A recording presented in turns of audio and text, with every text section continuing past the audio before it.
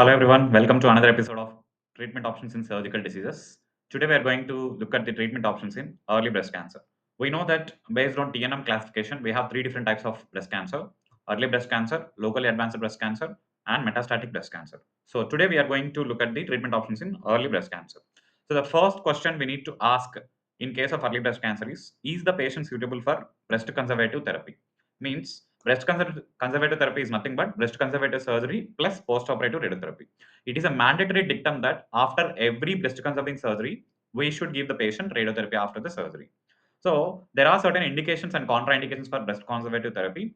So based on those indications, if the patient is suitable for BCT, we will go for breast conservative surgery followed by post-op radiotherapy. Regarding post-op radiotherapy in breast conserving surgery, if the let's say for example you have done breast conserving surgery along with axillary lymph node dissection and you have sent the specimen to the pathologist, if the post-operative biopsy report says it is pathologically lymph node negative tumors, then the radiotherapy can be given in two subtypes. One is conventional radiotherapy. I'll discuss that in subsequent slide. So conventional radiotherapy.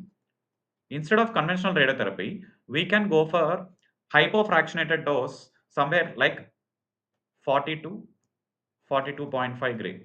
This is something called in 15 to 16 cycles. This is called hypofractionated dose, right? This is hypofractionated dose. I'll discuss the conventional radiotherapy subsequently.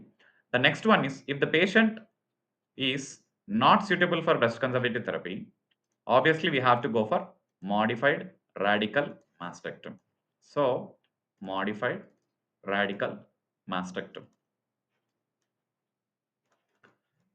Once modified radical mastectomy is done, we need to look at the adjuvant treatment options.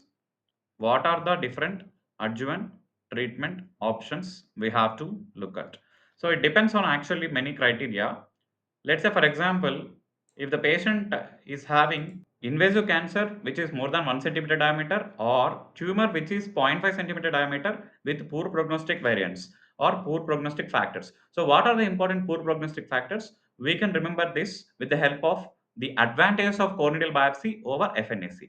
So what are the advantages of corneal biopsy? First one is it can tell whether it is in situ cancer or invasive cancer. So it can mention lymphovascular invasion. So lymphovascular invasion. Second one is it can tell you about the grade of the tumor. So whenever patient is having high grade tumor. Also it can tell you about the receptor status. So one is either it can be HER2 positive or it can be triple negative breast cancer. Any of these three will constitute poor prognostic factors. So first one is tumor which is more than 1 centimeter diameter. Second one is whenever the tumor is 0.5 centimeter with poor prognostic variants or factors. Third one is all the node positive cancers. Any of these three factors are present, we need to go for adjuvant chemotherapy. So what are the important regimens we have for chemotherapy? So one is we can go for CMF regimen. Second one is CAF regimen. Last one is taxane based regimen. So what is CMF? C for cyclophosphamide, M for methotrexate, F for 5-fluorouracil. So here CEF regimen, E for epirubicin. E for epirubicin. So cyclophosphamide, epirubicin, 5-fluorouracil. Then coming to taxanes, we have got two important taxanes. One is docetaxel and paclitaxel. Paclitaxel. So these are the important chemotherapy regimens we have. So what are the indications of chemotherapy? Tumor more than 1 centimeter diameter, tumor more than 0.5 centimeter with the poor prognostic factors, and all the node positive cancers. Okay. Now, when it comes to radiotherapy, what are the important indications for radiotherapy after the surgery? So one is whenever patient is having more than 0.5, more than 5 centimeter tumor. Also, whenever patient has got either chest wall involvement or skin involvement, then patient is having either N1, N2, N3 node positive breast cancer. So we can remember with this help of TNM classification, patient has got T3, T4 or N1, N2, N3. All these are indications for post-operative radiotherapy. So what is the conventional radiotherapy we go for usually? It is nothing but we are giving 50 gray.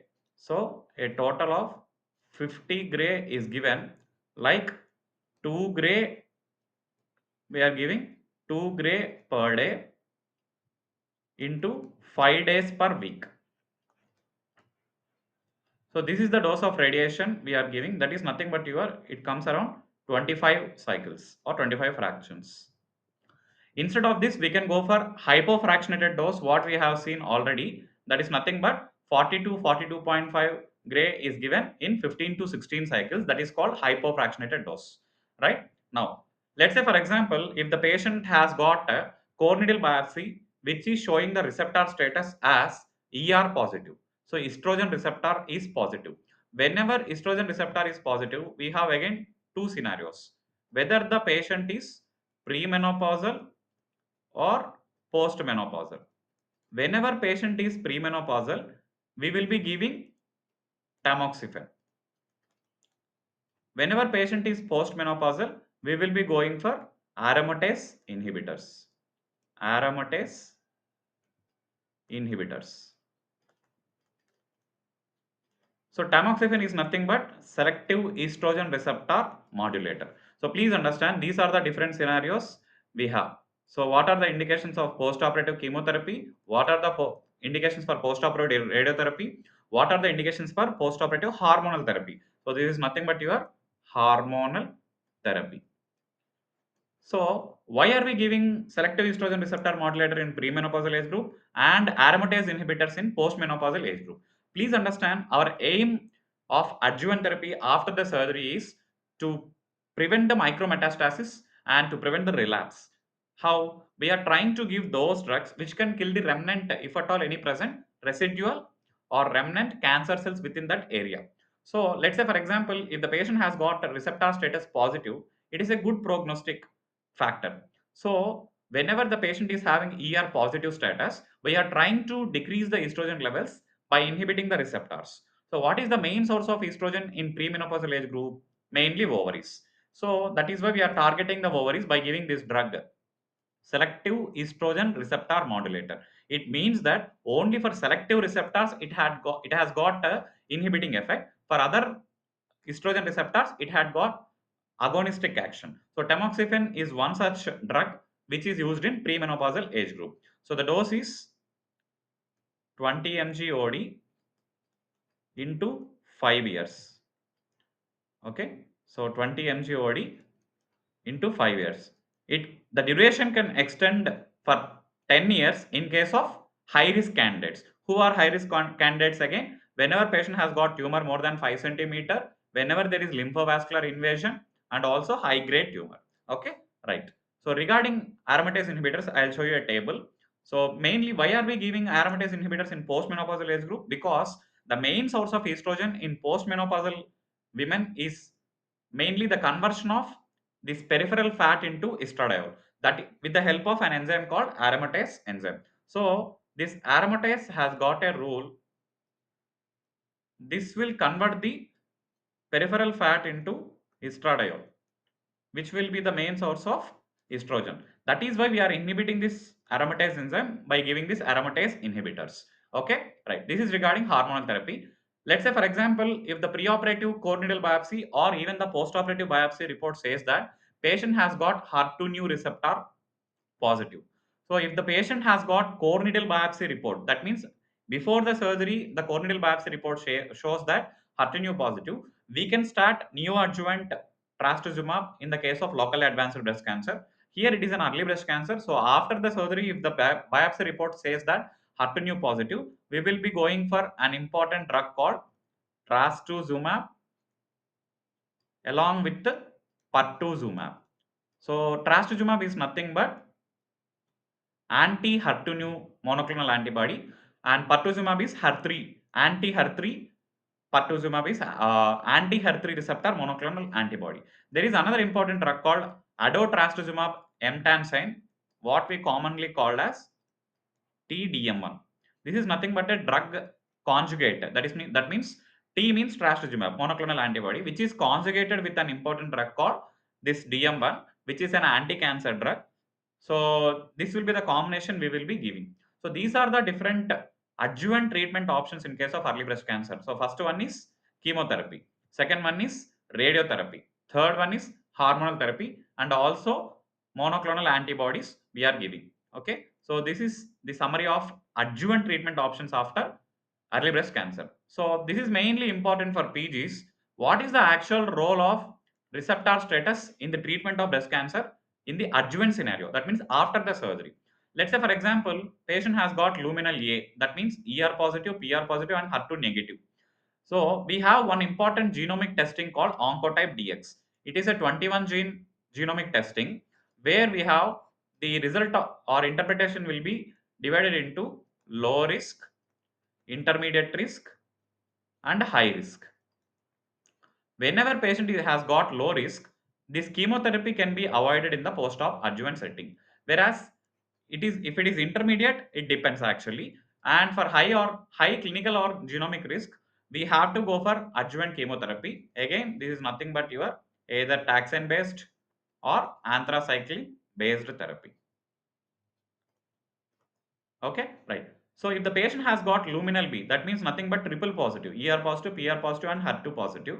As you can see here, Chi67 is very high. It means that the chance of recurrence is very high. That means we have to go for post-operative adjuvant chemotherapy for sure. Now, coming to, let's say the patient has got only HER2 new receptor is positive, then we are giving anti-HER2 new therapy, that is nothing but your trastuzumab plus pertuzumab. Along with this, patient must undergo chemotherapy. Patient must have chemotherapy. So it is chemotherapy plus monoclonal antibody therapy, right? Let's say for example, whenever the patient has got basal type, this is nothing but all the receptors negative. It means triple negative therapy. That is why we are not giving any hormonal therapy in case of triple negative breast cancer. We are only targeting the cancer cells with the help of chemotherapy. That is nothing but taxane plus anthracycline based regimen. Now, another important question they can ask is, what are the important aromatase inhibitors that are used in adjuvant hormonal therapy? So these are the adjuvant inhibitors. Aromatase inhibitors. We have got type 1 and type 2. Type 1 is steroid inhibitor, type 2 is non-steroidal inhibitors. So we have got three generations in aromatase inhibitors. We need to remember type 2 first generation is aminoglutamide. Again, this classification is more important for PGs. And second generation we have got fudrazole and roglutamide, whereas formastine will be the type 1, that is nothing but steroidal inhibitor. The most important and most commonly used are third generation, what we use commonly now. So type 1 third generation drug is exmestane. The characteristic property of exmestane is it is irreversible inhibitor. So this has got a suicidal effect. And also type 2 third generation drugs are anastrozole, letrozole, vorazole. What we commonly use is anastrozole and letrozole. Another important question they can ask you is, what are the important side effects of hormonal therapy? So regarding aromatase inhibitors, we have got hot flashes and night sweats, and mainly it is bone mineral density is lost. That is why before we start aromatase inhibitors, one important precaution we have to take is bone scan must be done, and we need to give prophylaxis if there is any risk of skeletal complications, like in the form of dental prophylaxis, and also bisphosphonates along with the vitamin D3 can be given. So bisphosphonates along with the vitamin D3 can be given as a prophylaxis for high risk patients. Also, there is loss of libido with the aromatase inhibitors, and there can be vaginal dryness or itching. When it comes to tamoxifen, there is a chance of thromboembolic complications. Thromboembolic complications is one of them. I told you tamoxifen is a selective estrogen receptor modulator. It means that at one receptor it has got inhibitive effect, at another receptor it has got agonistic action. So this agonistic, because of this agonistic action, patient may have chance of uterine or endometrial cancer. Okay, along with that, we have loss of libido and hot flashes and night sweats, and there may be some vaginal complication that like vaginal discharge and vaginal dryness or itching as the common complications. So this is the summary of treatment options in early breast cancer. So let me just briefly put you the option. So the first question we need to ask in early breast cancer is whether the patient is suitable for breast conservative therapy or not. If the patient is suitable for breast conservative therapy, we will go for breast conservative surgery followed by mandatory post-operative radiotherapy. If the patient is not suitable for breast conservative therapy, we will directly go for modified radical mastectomy. After the surgery, we will go for adjuvant treatment options. What are the adjuvant treatment options we have? One is chemotherapy, second one is radiotherapy, third one is hormonal therapy, then monoclonal antibody therapy. So these are the different indications for each kind of adjuvant therapy, and these are the important points we should remember regarding each of the components, right? Thank you.